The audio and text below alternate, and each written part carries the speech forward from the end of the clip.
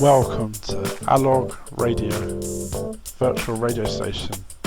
If you're new to this, let me explain. It's basically, I just talk to you about facts and statistics and stories from around the world based on books and articles on the internet, just to entertain you. And the purpose of this broadcast is to clear your mind and try and take you on a journey of awesomeness, to remind you that the world is an awesome place full of miracles and astonishing events and circumstances.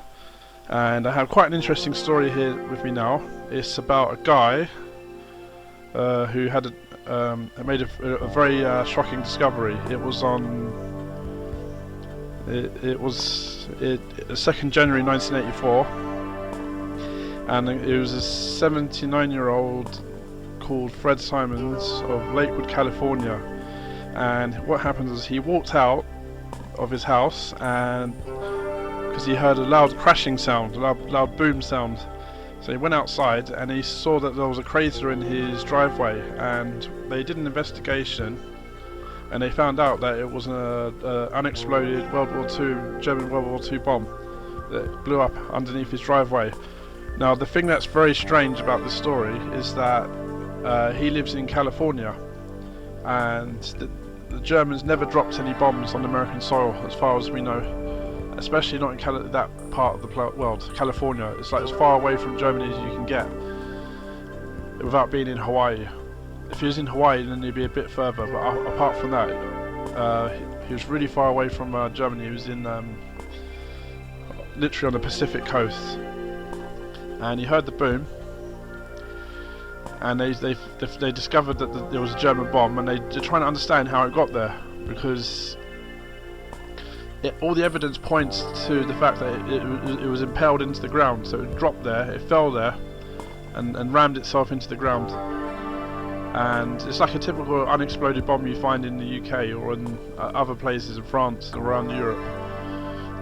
Most of them are harmlessly dealt with. They're detonated away from in a safe zone for bombs in a bomb range. But in this case, it blew up, and they found all the parts to the bomb.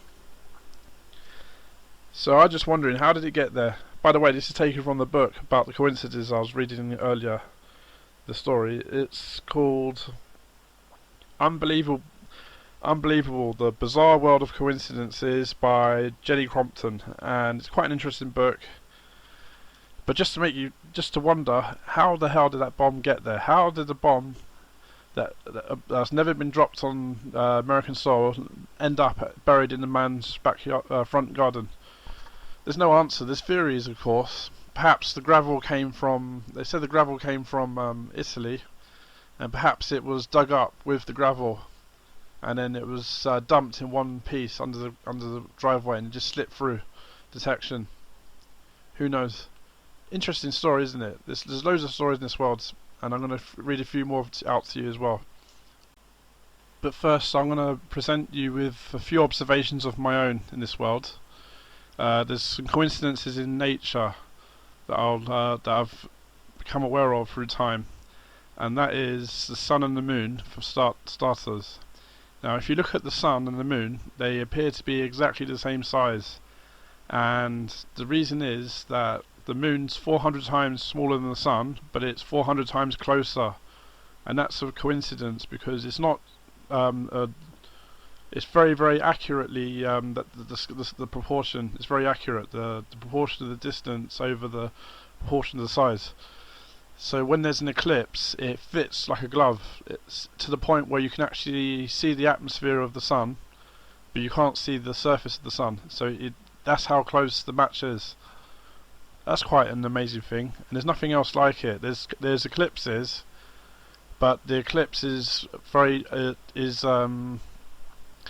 the sun disappears, and there's no edges, there's no atmosphere of the sun, there's no corona, because it's not a perfect fit. The object that comes between the sun and the other planet is much bigger from their perspective.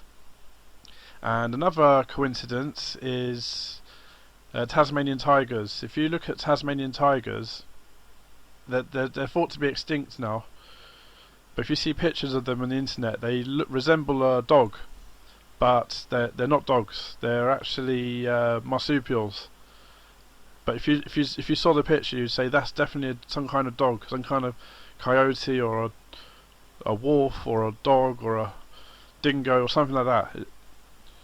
And the resemblance is very, very, very, very striking.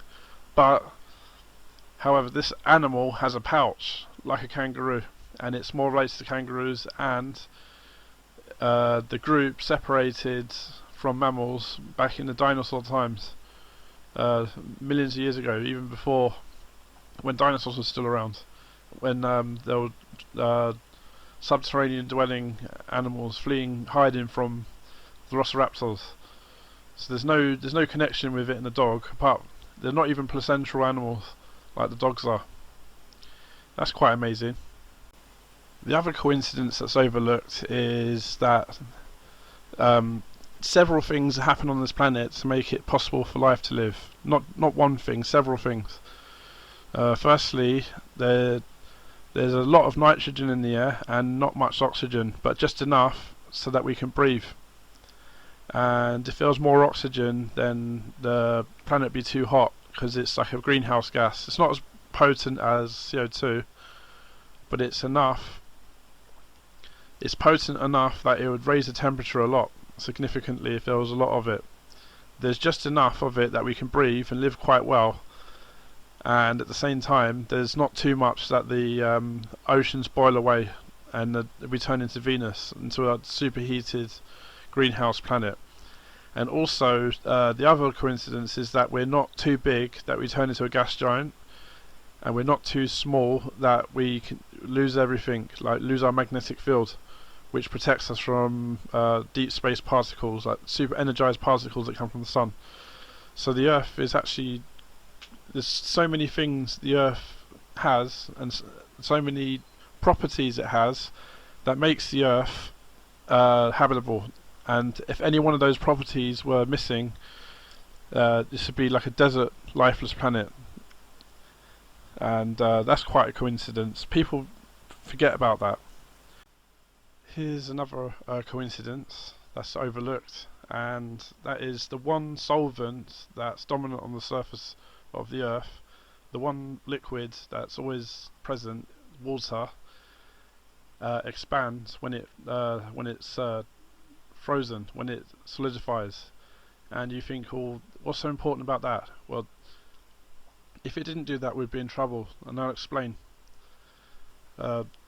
If you go to the north part of the North Sea now, imagine if it was snowing, right, and there was ice building up, and there was also icebergs falling into the ocean.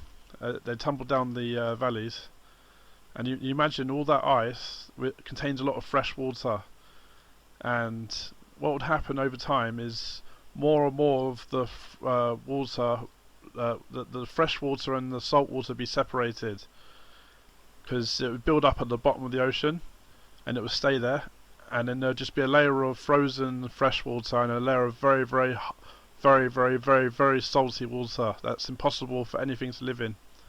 And that's what would have happened if the water didn't solidify, it didn't expand when it solidified and float in its own solution. But because it floats to the surface, it can be melted again, and it can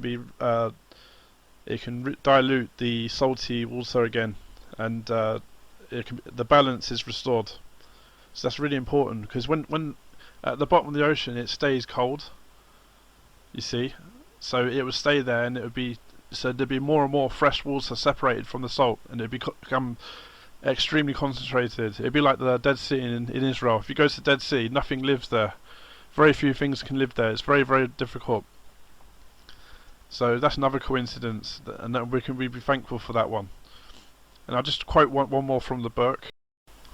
The author of the Harry Potter books, novels, her name is J.K. Rowling. Her grandfather has the same birthday as her, And that's very unlikely because there's 365 days in the year. So unless you have a really large family, it's very unlikely to share a birthday with them. But she did, and that's a coincidence.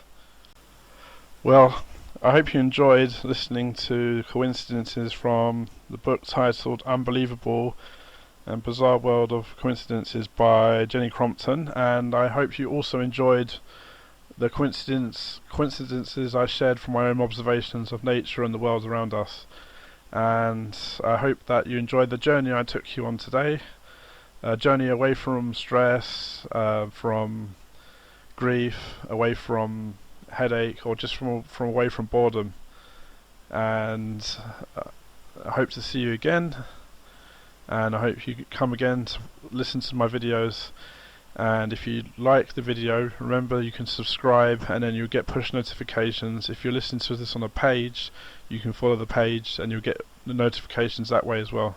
So until next time, I say goodbye.